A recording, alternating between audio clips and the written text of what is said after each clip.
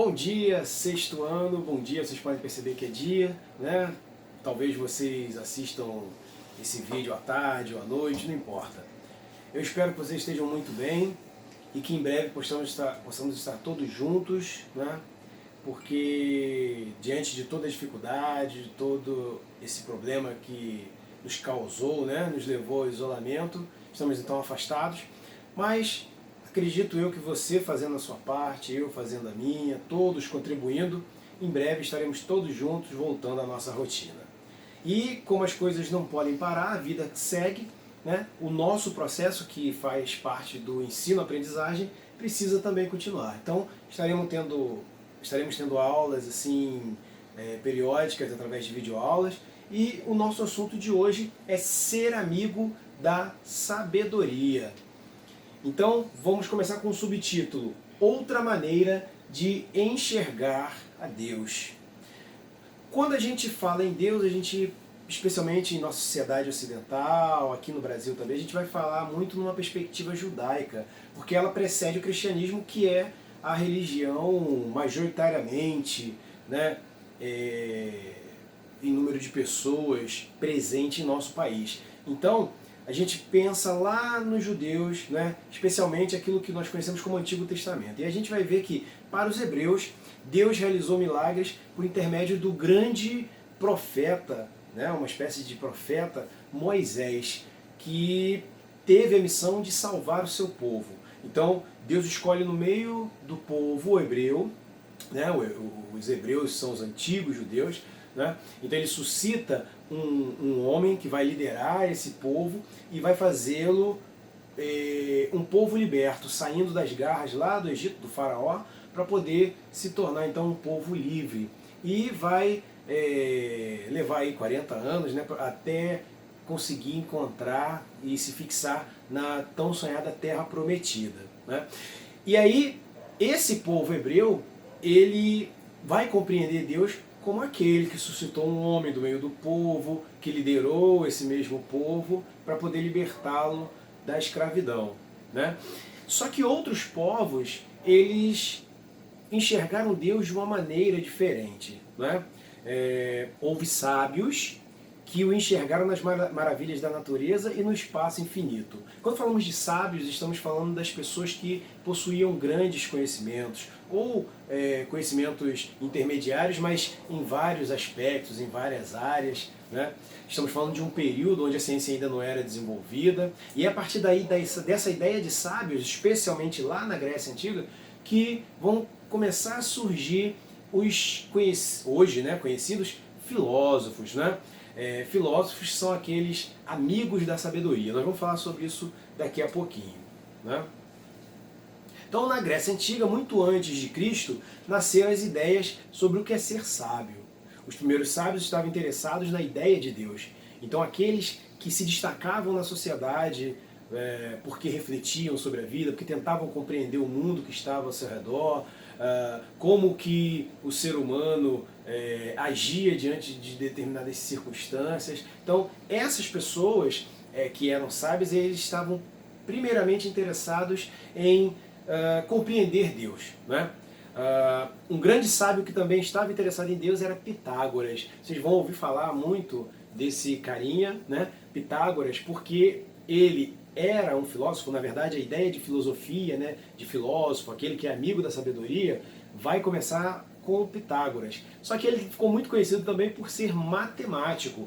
Então, criou teorias matemáticas, e você vai conhecer o Teorema de Pitágoras em muito breve, né? Mas Pitágoras, então, foi o primeiro a usar esse termo filósofo, né, ou filosofia. Então, para ele não era um sábio, porque o sábio pressupõe alguém que detém um conhecimento muito elevado, e ele vai considerar que não é possível ao homem ser sábio, porque essa sabedoria ela é encontrada exatamente em Deus.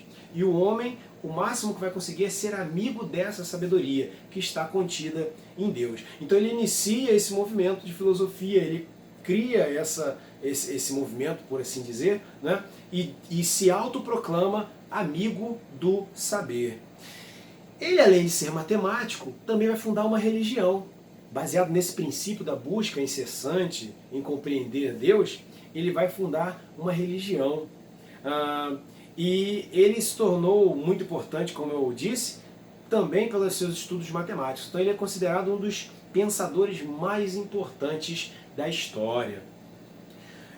Como eu já disse, ele não se considerava um sábio, mas um filósofo, porque o filósofo não é um sábio, mas um amigo do saber. Embora nós saibamos que, especialmente na sociedade da época, todos consideravam os filósofos grandes sábios. Eram aqueles homens que se destacavam na sociedade porque eram pensadores, porque atendiam as pessoas e os orientava, ia para as praças, né, para o panteão, para poder ficar apresentando as suas ideias, as suas teorias. Bom, a palavra filosofia, como eu já disse, é amigo da sabedoria, né? Na perspectiva e no pensamento de Pitágoras, a verdadeira sabedoria estava contida em Deus, né? Então nós, enquanto réis mortais, poderíamos ser então amigos da sabedoria que estava contida nesse Deus Todo-Poderoso, né?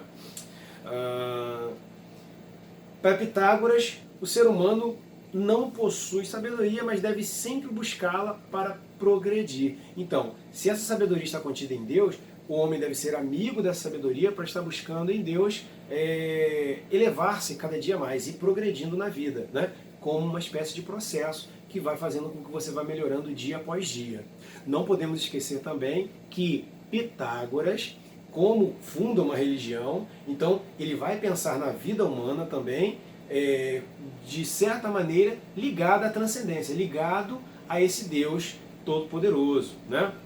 E a filosofia, quando a gente fala de Pitágoras, a gente fala de filósofo, a gente vai pensar também em como a filosofia surge, que tipo de indagações ela vai trazer para esses sábios, né, chamados de filósofos. Então começa fazendo muitas perguntas e reflexões a respeito daquelas dúvidas angustiantes, né, existenciais da vida humana, né? De onde nós viemos, para onde nós iremos, o que é a vida, o que é a morte, né? Dentre tantas outras perguntas que nós fazemos todos os dias e aí tentamos encontrar respostas em vários lugares diferentes, né? Então vamos falar um pouquinho dessa religião de Pitágoras. Na ideia de Pitágoras, a alma é imortal. Então a gente já vê que essa concepção de religião ou de religiosidade, ela não está desalinhada a muitos dos pensamentos religiosos que nós temos nos dias de hoje. Quando eu falava com vocês sobre o que é religião, a gente percebeu que existem muitos pontos em comum entre as mais diversas religiões. Às vezes tem uns pontos, né, de divergência, mas existem muitos outros pontos que fazem com que as religiões tenham uma essência comum, né? Como, por exemplo, a prática do bem, disseminação do amor, respeitar o outro, coisas desse tipo, né? Então, na concepção de Pitágoras, que é uma concepção religiosa, a alma, o homem possui uma alma e ela é imortal. Isso faz com que o homem continue a viver depois da morte do corpo. Segundo ele, apenas pelo bom comportamento o ser humano chegaria à perfeição moral. Então, é aquilo que eu falava, é um progresso, é um processo pelo qual a pessoa vai passando, mas ela precisa se comportar bem na sociedade para que alcance essa tão sonhada perfeição moral. Pitágoras e os seus discípulos, né, aqui aparecem como pitagóricos, é um termo para se referir àqueles que eram discípulos, né, seus discípulos, aqueles que o escutavam e procuravam colocar em prática aquilo que ele ensinava, né, eles lutavam por um mundo mais justo para todos. Ó, um outro ponto que a gente vai de encontro à ideia que as religiões, sobretudo falando nos dias de hoje, também apresentam como essência. Às vezes a gente vê que existem deturpações, desvios, mas essencialmente as religiões apresentam sempre uma ideia de um mundo mais justo, mais igualitário, né, mais fraterno, com uma sociedade também mais justa, fraterna e de paz. Então, Pitágoras, ele educava os seus discípulos, ensinava que eles deveriam sempre ser pessoas de bem. Ó, outro ponto que a gente vai observar também que se alinha à ideia de religiosidade que nós conhecemos, né? Ele os educava para serem pessoas de bem. E ser do bem não se referia apenas em relação às pessoas, mas também no modo de tratar os animais. Hoje, algumas religiões também estendem essa ideia de preservação da vida, observando o planeta como um todo, né? A gente vai perceber, quando a gente teve essa aula do que é religião, nós tínhamos na primeira página, né, além do título, tínhamos algumas imagens. Então eu perguntei para vocês o que vocês identificavam e vocês disseram para mim, símbolos, né? Uma cruz, e aí a gente foi vendo que eram símbolos religiosos, o yin e o yang. E aí o que passou um pouquinho mais despercebido é no centro, que encontrava-se o que? Exatamente o nosso planeta, o planeta Terra.